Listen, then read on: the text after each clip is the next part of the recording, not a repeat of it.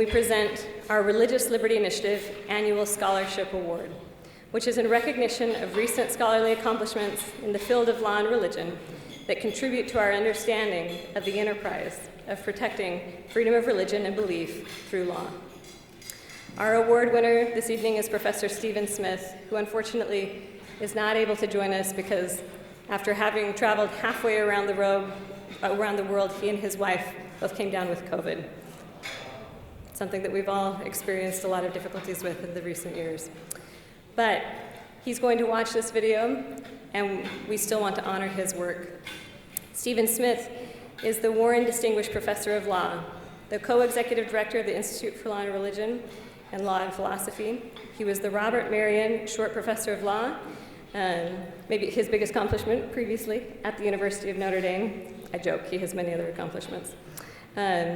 He was the Byron White Professor of Law at University of Colorado, and he's the co-director of University of San Diego's Institute of Law and Religion. In 2022, he was named the Herzog Endowed Scholar. Steve is a tireless scholar. He has 4 decades of productive work, not just in the law and religion space, but in jurisprudence. He's also proved himself to be a very prescient scholar. He wrote a foundational critique of the Lemon endorsement test in the Establishment Clause arena, which just this term, the Supreme Court made clear, is not the law and warranted that critique in the law and religion Establishment Clause area. Another theme that has been influential in his work is his emphasis on institutions and freedom of the church. He's published multiple books in the recent decade, many of them. He's so productive, in fact, that we couldn't choose just one book to honor tonight. Carter Sneed, who's on our selection committee, said, "Everything I read by Professor Stephen Smith is my favorite." It was a good dilemma to have. So the award we're presenting tonight is in recognition of his accomplishments related to his book, The Rise and Decline of American Religious Freedom, Harvard University Press, Pagans and Christians in the City, Erdman's Publishing, and Fictions, Lies, and the Authority of Law, which comes from Notre Dame Press.